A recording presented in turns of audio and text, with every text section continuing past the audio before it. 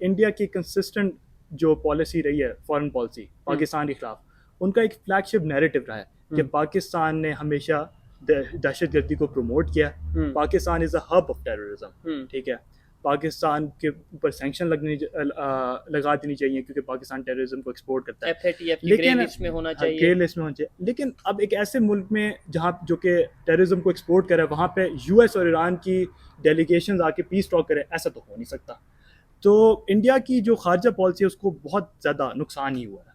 ठीक है। दूसरी बात, इंडिया ने ये भी प्रोजेक्ट किया कि पाकिस्तान में बड़े एक्सट्रीमिस्ट लोग होते हैं, पाकिस्तान में बहुत ज़्यादा इस्लामिकली रेडिकल लोग पाए जाते हैं। तो ऐसे मुल्क में कभी अमेरिका पीस टॉक्स करना नहीं चाहेगा। और मजहब की जंग है ये? क्या ये मज़हब की जंग है? बिल्कुल है। पहले मैं इस अच्छा। पॉइंट पे बिलीव नहीं करता था, लेकिन इसमें ये मज़हब की जंग भी है और मुफाद की जंग भी है। नहीं, ग्रेटर इसराइल का जो कंसेप्ट है, आप क्या उस पॉइंट ऑफ व्यू से कह रहे हैं कि मजहब की जंग है? बिल्कुल है, क्योंकि ग्रेटर इसराइल में एक बहुत बड़ी रुकावट ईरान ही है, हम्म।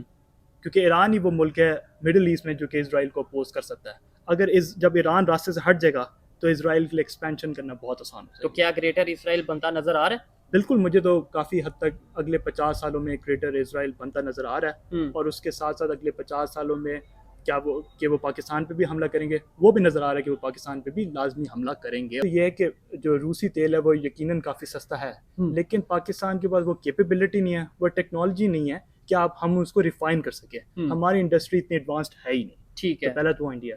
दूसरी बात यह है कि अगर हम वो लेंगे तो हमारे ताल्लुकात जो कि आजकल अमेरिका के साथ बहुत ज़्यादा अच्छे हुए हैं ट्रंप की एडमिनिस्ट्रेशन के आने के बाद, तो पाकिस्तान कभी भी ये स्ट्रेटेजिक बेवकूफ़ी नहीं करेगा कि वो अमेरिका को इस वक्त नाराज करे। ठीक है। हम देखते हैं कि बार बार ट्रंप ये ट्वीट करते तो हैं कि इंडिया क्यों नाराज कर देता है, या इंडिया क्यों ये स्टेप लेता है? क्योंकि उनके फॉरेन मिनिस्टर की भी स्टेटमेंट आई थी, शायद आपने सुनी हो। देखें, इंडिया की ये कामयाबी रही है कि उन्होंने स्ट्रेटेजिक न्यूट्रलिटी को काफ़ी देर तक कायम रखा है। अच्छा। ठीक है, उन्होंने रूस के साथ भी ताल्लुकात कायम रखे हैं, उन्होंने US। अमेरिका के साथ भी ताल्लुकात कायम रखे हैं। अमेरिका के साथ ताल्लुकात आजकल ख़राब हैं, लेकिन ओवरऑल ताल्लुकात हैं, मेंटेन ठीक है, हुए हैं, ट्रेड चल रही है। ट्रेड चल रहे हैं। उनके फॉरेन मिनिस्टर जयशंकर की भी ट्वीट थी जब क्या? यूरोपियंस ने उन पर तनकीद की कि आप रूस से क्यों तेल ले रहे हैं, तो उन्होंने स्पेसिफिकली ये कहा that the world is not Eurocentric any more. ठीक है, the Europe problems are not the world problems and the world problems are not Europe's problem। ठीक है। तो अब भारत क्लियरली अपने मुफाद पे जा रहा है, उनको है। पता है रूस से उनको सस्ता तेल मिल रहा है, तो तो वो लेंगे। महंगा तेल क्यों खरीदें। ठीक है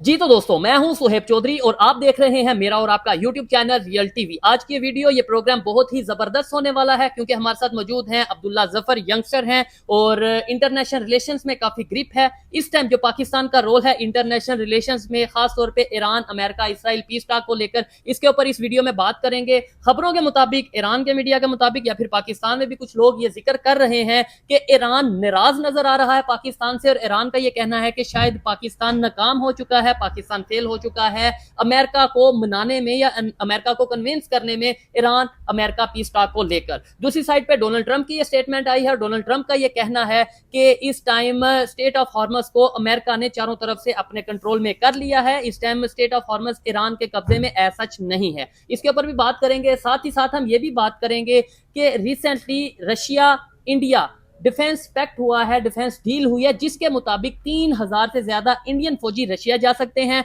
और 3000 के करीब जो रशियन फौजी हैं वो इंडिया आ सकते हैं। इंडिया उन्हें यूज कर सकता है या अपने बॉर्डर पर कहीं भी चाहे वो इंगेज कर सकता है, चाहे वो लद्दाख के मामले में हो या फिर कश्मीर के किसी साइड पर हो। इसके ऊपर भी बात करेंगे कि ये जो डिफेंस डील हुई है, क्या इसका नुकसान पाकिस्तान को हो सकता है कश्मीर के मामले में या नहीं हो सकता।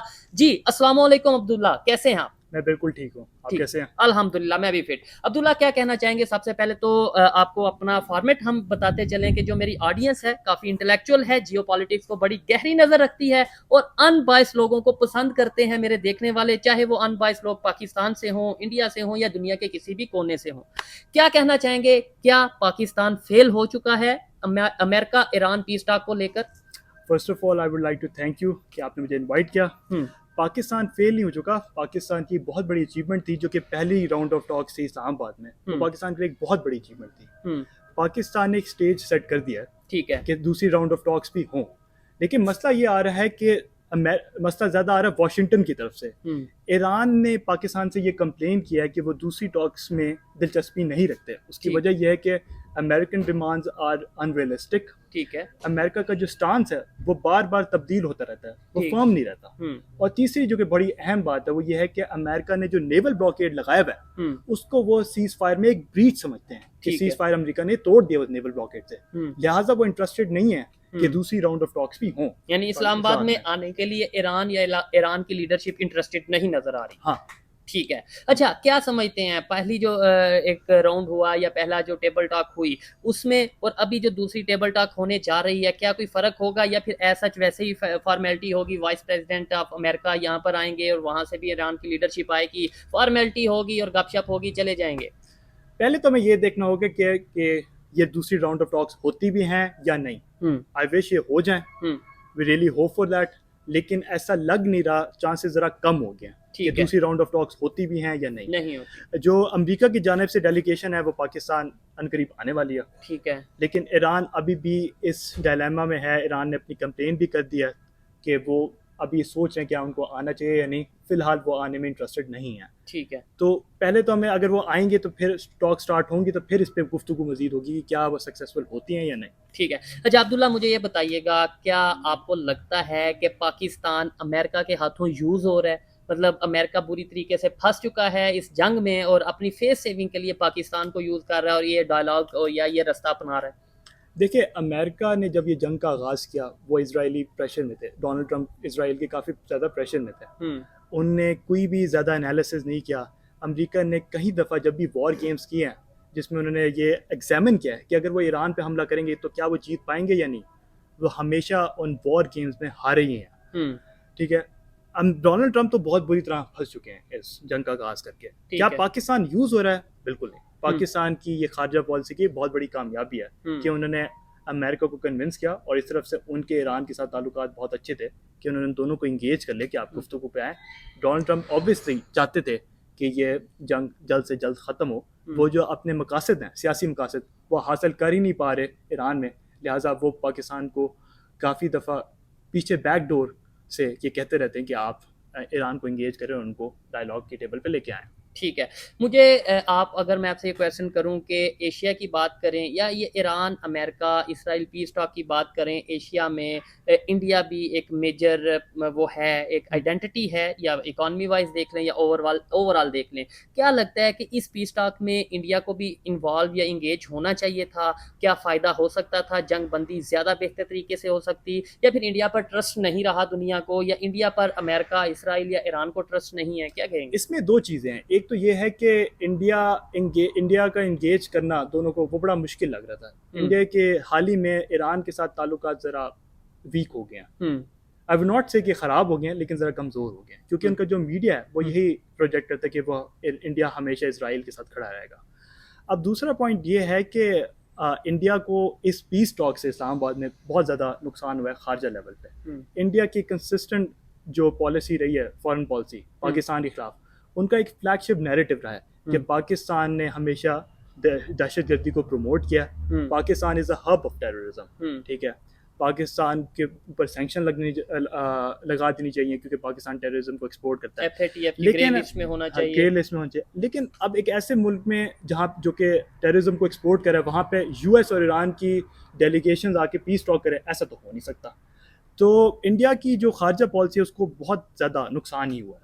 दूसरी बात, इंडिया ने ये भी प्रोजेक्ट किया कि पाकिस्तान में बड़े एक्सट्रीमिस्ट लोग होते हैं, पाकिस्तान में बहुत ज़्यादा इस्लामिकली रेडिकल लोग पाए जाते हैं, तो ऐसे मुल्क में कभी अमेरिका पीस टॉक्स करना नहीं चाहेगा।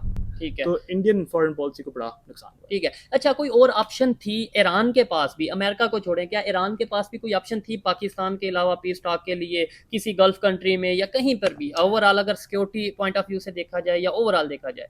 ईरान के लिए सबसे ज़्यादा सूटेबल प्लेस इस्लामाबाद ही थी कि जहाँ पे पीस टॉक हो चुका। क्या रीज़न है उसकी? उसकी वजह यह है कि एक तो है डिस्टेंस का। दो चीज़ें, ईरान के पाकिस्तान के साथ ताल्लुकात बहुत अच्छे हैं, पाकिस्तान ही ईरान को इंगेज भी कर सकता है, पाकिस्तान जाके ईरान सेफ भी फील करता है। ठीक है। अगर ईरान मशरिक़ वस्ता के किसी मुल्क को कंसिडर करता फॉर पीस टॉक्स, तो वहाँ पे बहुत ज़्यादा सिक्योरिटी रिस्क होता है। ठीक है। अगर वहाँ पे जहाँ पे भी वो लैंड करते वहाँ पे इसराइल इजीली अटैक कर देता, और हमने देखा कि इसराइल की स्ट्रेटजी रही है कि आप जितनी भी डेलीगेशन है जो भी पीस टॉक्स के लिए आ रही है, आप पहले उन्हीं को ही मार डालें ताकि पीस टॉक्स का जो प्रोसेस है वो शुरू हो ही ना पाए। ठीक है। और अगर वो यूरोप को कंसिडर करते तो वहाँ पे फ्लाइट डिस्टेंस बहुत ज़्यादा लंबा हो जाता, उसमें अगेन सिक्योरिटी रिस्क बढ़ जाता। ठीक है, यानी कि ईरान की भी कहीं ना कहीं मजबूरी थी पाकिस्तान में पीस टॉक करना, रिलेशंस जैसे भी हैं हाँ। बेहतर हैं या नहीं है, सिक्योरिटी पॉइंट ऑफ व्यू से बेहतर था। अच्छा, इस जंग को एज ए पाकिस्तानी स्टूडेंट या एज ए इंटरनेशनल रिलेशंस के एक्सपर्ट कह लें या फिर स्टूडेंट कह लें होते हुए क्या समझते हैं? ये मजहब की जंग है, कुछ लोग ये कह रहे हैं जी ये ईरान और इसराइल की जो जंग है ये मजहब की जंग है, कुछ लोग कह रहे हैं ये ऑयल की जंग है, कुछ लोग कह रहे हैं पावर की जंग है। आप इसके ऊपर अपनी क्या ओपिनियन रखते हैं? देखिए, काफ़ी टाइम से एक्सपर्ट्स ये कहते रहे कि US is in decline, US जवाल में है, तो मैं हमेशा से उनके पॉइंट को क्रिटिसाइज ही करता था, क्योंकि मैं नहीं समझता था कि अमेरिका जवाल में है। यूएस लेड लिबरल जो वर्ल्ड ऑर्डर है वो ज़रूर जवाल में है, लेकिन इस जंग के साथ ये मैं कॉन्फिडेंटली कह सकता हूँ कि अमेरिका का जवाल इस जंग के साथ स्टार्ट हो गया। ठीक है, एक तो ये पॉइंट और करना चाहेंगे। No doubt. वो तो इसराइल के जो प्राइम मिनिस्टर है नेतन्याहू, उसकी भी स्टेटमेंट पता नहीं है वो एआई जनरेटेड है या फिर ओरिजिनल वीडियो है, जिसमें वो कहता नजर आ रहा है कि हमारे दुनिया में दो ही दुश्मन है, एक ईरान और दूसरा पाकिस्तान, और ईरान के बाद हम पाकिस्तान पर अटैक करेंगे। अच्छा, मुझे बताएं इस्लामिक कंट्रीज क्यों यूनाइटेड नहीं है? अगर ये मजहब की जंग है तो फिर मुसलमानों को तो यूनाइटेड होना चाहिए, ओआईसी को मतलब यूनाइटेड होना चाहिए, लेकिन यहाँ पर तो पाकिस्तान अफगानिस्तान आपस में लड़ रहा है, यहाँ पर ईरान इराक की जंग हो चुकी है, ईरान सऊदीया के रिलेशंस बेहतर नहीं है, सऊदीया यूएई इवन अगर आप कह लें कि उस तरीके से एक पेज पर नजर नहीं हमें आते, पाकिस्तान कभी सऊदीया के साथ अपने रिलेशन बेहतर करता है तो कभी यूएई के साथ खराब हो जाते हैं, कभी यूएई के साथ बेहतर करता है तो कभी सऊदीया के साथ खराब हो जाते हैं, कभी बांग्लादेश के साथ हमारी दुश्मनी चलती रहती है फिर रिलेशन बेहतर हो जाते हैं। क्या समझते हैं एक पेज पे इस्लामिक कंट्रीज क्यों नहीं आ पाते? इसके पीछे भी क्या अब हम ये कहेंगे कि ये अमेरिका की साजिश है, ये इसराइल की साजिश है, ये यहूदियों की साजिश है, ये हिंदुओं की साजिश है, या कहीं ना कहीं हमारी अपनी बेवकूफ़ी या मजबूरियां हैं? देखिए, इस्लामी मालिक में मसला ये है कि इनमें लॉन्ग टर्म स्ट्रेटेजिक विजन जो है वो नहीं पाया जाता। अच्छा, वो लॉन्ग टर्म पे नहीं सोचते। अच्छा, और लॉन्ग टर्म में उनके लिए हमेशा यही सोचना बेहतर है कि हमें एक कलेक्टिव रिस्पॉन्स बनाना चाहिए इसराइल के खिलाफ, जिसके थ्रू हम इसराइल को रिपेल करें। ठीक है। अब एक तो ये बात है, दूसरी बात ये है कि अमेरिका ने अपने मिडल ईस्ट में अपनी सुपीरियरिटी को कायम इस तरह किया है कि क्लासिकल रूल से डिवाइड एंड कॉन्कर। ठीक है, वो आता है डिफरेंट जगह पे मिलिट्री ऑपरेशंस करता है, उधर इंसर्जेंसीज को क्रिएट करता है, ममालिक के दरमियान हॉस्टिलिटीज़ को बढ़ाता है और उसके थ्रू वो मिडल ईस्ट को कंट्रोल करता है अलॉन्ग साइड इसराइल। ठीक है। इस्लामी ममालिक में मसला ये है कि वो उनके ईरान के अलावा उनकी ज़्यादा जो एलिजेंस है वो वाशिंगटन के साथ है, और वाशिंगटन ईरान के साथ गुड टर्म्स पे है नहीं। ईरान अमेरिकन इंपीरियलिज्म को मानने से बिल्कुल इनकार कर चुका है, वो कभी भी इसको कबूल नहीं करेगा। ठीक है। तो यही वो मसला है जिसके थ्रू वो एक कलेक्टिवली इसराइल को रिस्पॉन्ड कर नहीं सकता है। अगर वो इसराइल के अगेंस्ट जाएंगे, लिहाजा इसका मतलब ये है कि वो अमेरिका के अगेंस्ट जा रहे हैं। इसराइल और अमेरिका बहुत डीपली सिंक्ड हैं उसके साथ, तो वो बहुत अच्छी तरह जानते हैं कि इसराइल के अगेंस्ट जाना इसका मतलब आप अमेरिका के अगेंस्ट। तो इधर एक पॉइंट फिर ये भी रेज होता है कि ऐसा पॉसिबल है कि ईरान अमेरिका का पीस टॉक हो जाए, डायलॉग हो जाए, कामयाब हो जाए इस्लामाबाद में, उसके बाद इसराइल फिर से अटैक करे ईरान के ऊपर और ये कहे कि भाई वो तो डायलॉग हुए हैं ईरान और अमेरिका के, हम इस डायलॉग को नहीं मानते, हम तो पाकिस्तान को ही नहीं मानते, मतलब इसराइल के अकॉर्डिंगली वो तो पाकिस्तान को नहीं मानता, एक्सेप्ट करता है, ये भी है जो भी सिचुएशन है, तो वो इस डायलॉग को एक्सेप्ट करेगा क्या? वो सीज फायर को या फिर जंग बंदी को एक्सेप्ट करेगा? अगर तो ये डायलॉग्स हुए जिसमें मैंने पहले कहा, अगर तो ये हो पाए, अभी तो वो पूरी कोशिश करेगा। उम्मीद नजर आ रही है। देखिए, मैं ये कहना तो चाहता हूँ कि उम्मीद नज़र आ रही है, हो जाएंगे इंशाल्लाह, ज़रूर हो जाएंगे, लेकिन I have to be honest, फिलहाल मुझे नहीं लग रहा जंग रुकती नजर नहीं आ रही। देखिए, इसी वजह से डोनाल्ड ट्रंप ने सीज फायर को एक्सटेंड कर दिया और उन्हें कोई डेट नहीं दी। उनको अंदाजा है इस बात का कि ईरान अभी उसमें माइंडसेट में नहीं है कि वो टेबल पे आए।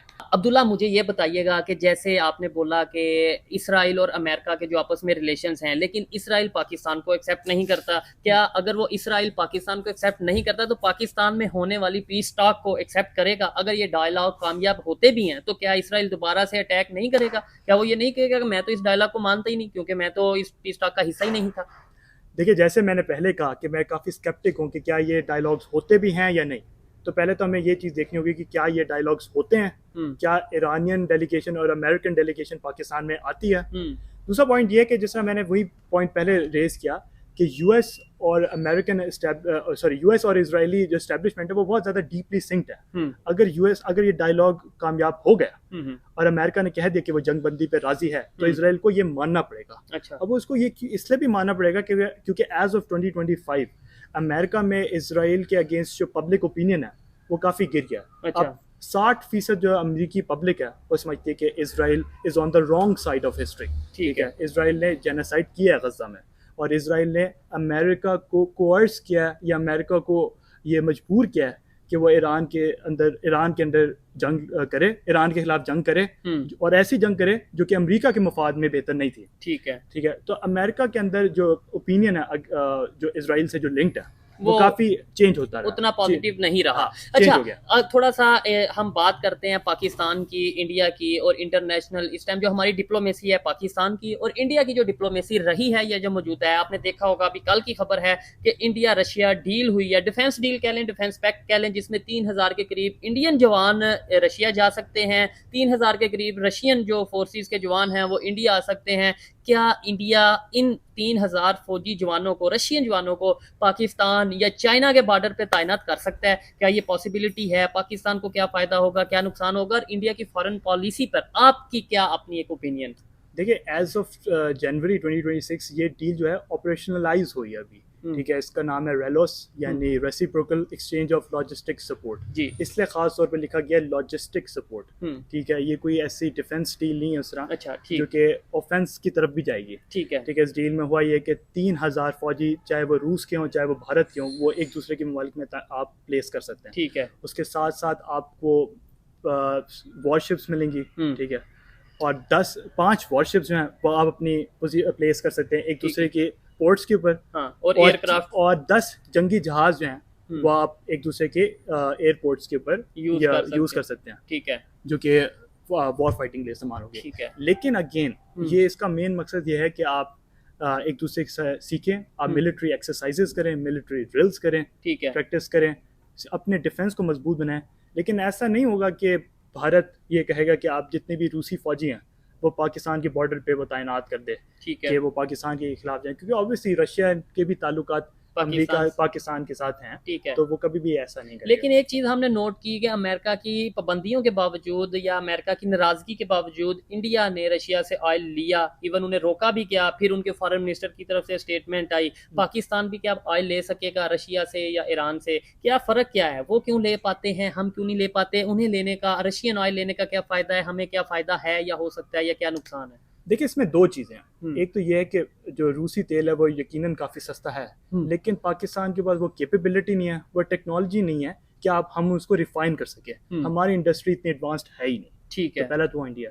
दूसरी बात ये है कि अगर हम वो लेंगे तो हमारे ताल्लुकात जो कि आजकल अमेरिका के साथ बहुत ज़्यादा अच्छे हुए हैं ट्रम्प की एडमिनिस्ट्रेशन के आने के बाद, तो पाकिस्तान कभी भी ये बेवकूफ़ी, ये स्ट्रेटेजिक बेवकूफ़ी नहीं करेगा कि वो अमेरिका को इस वक्त नाराज करे। ठीक है, हम देखते हैं कि बार बार ट्रम्प ये ट्वीट करते हैं। तो इंडिया क्यों नाराज कर देता है या इंडिया क्यों ये स्टेप लेता है? क्योंकि उनके फॉरेन मिनिस्टर की भी स्टेटमेंट आई थी, शायद आपने सुनी हो। देखें, इंडिया की ये कामयाबी रही है कि उन्होंने स्ट्रेटेजिक न्यूट्रलिटी को काफ़ी देर तक कायम रखा है। अच्छा। ठीक है, उन्होंने रूस के साथ भी ताल्लुकात कायम रखे हैं, उन्होंने अमेरिका के साथ भी ताल्लुकात कायम रखे हैं। अमेरिका के साथ ताल्लुकात आजकल ख़राब हैं, लेकिन ओवरऑल ताल्लुकात हैं, मेंटेन हुए हैं, ट्रेड चल रही है।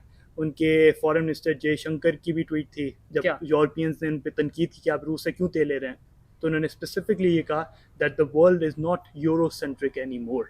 ठीक है, तो Europe problems are not the world problems and the world problems are not Europe's problem. ठीक है, तो अब भारत क्लियरली अपने मुफाद पे जा रहा है, उनको पता है रूस से उनको सस्ता तेल मिल रहा है, तो वो महंगा तेल क्यों खरीदें? ठीक है, यही स्ट्रेटेजी पाकिस्तान अपने कंट्री के लिए या डिप्लोमेसी में कर सकता है, अप्लाई कर सकता है पाकिस्तान, या कर रहा है? नहीं, पाकिस्तान अभी फिलहाल ये नहीं कर सकता। पाकिस्तान इकोनॉमिकली अभी इतना इंडिपेंडेंट नहीं हुआ कि पाकिस्तान न्यूट्रलिटी के साथ जाए। ठीक हो गया। पाकिस्तान तो अभी इस चीज से ही स्ट्रगल कर रहा है कि पाकिस्तान को किस तरह वाशिंगटन और बीजिंग के साथ अपने ताल्लुकात को मेंटेन करना, उनको बैलेंस रखना है, क्योंकि जिस तरह वक्त गुजरता जा रहा है पाकिस्तान के ऊपर प्रेशर बढ़ता ही जा रहा है कि क्या पाकिस्तान को चीन की तरफ होना चाहिए या अमेरिका की तरफ होना चाहिए। नहीं, इस सिचुएशन में तो मेरे ख्याल से चीन के इस दफा देखें, पहले हम भी क्रिटिसाइज करते रहे और कहीं पर भी अगर ऐसा सिचुएशन होती है हम क्रिटिसाइज करते हैं, बेहतरी के लिए अपनी एक राय देते हैं एज ए पाकिस्तानी यंगस्टर। लेकिन इस दफा कहीं ना कहीं हमें लग रहा है, या मुझे ऐसा लग रहा है कि यूएसए के साथ भी अच्छा चल रहा है पाकिस्तान, और चाइना के साथ भी कोई ऐसा हमें नाराजगी नजर नहीं आई। आपको लगता है कि चाइना के साथ कोई नाराजगी चल रही है पाकिस्तान की? इस दफा हम बैलेंस करने में कामयाब हो रहे हैं या नहीं? नहीं, फिलहाल तो हम काफी कामयाब हो रहे हैं, इसमें तो कोई शक नहीं, तारीफ बनती है कि हम काफी कामयाब हो गए हैं कि हमने दोनों को एंगेज करके रखा हुआ है। बिल्कुल। जब भी हमने ईरान को एंगेज किया था टेबल पे बुलाने के लिए, तो उसमें चीन ने भी इस चीज को काफी सपोर्ट किया था कि ईरान आए इस्लामाबाद में, और उनकी जो रियासत है उसने भी ईरान को कहा था कि आप प्लीज टेबल पे आएं और अमेरिका को एंगेज करें।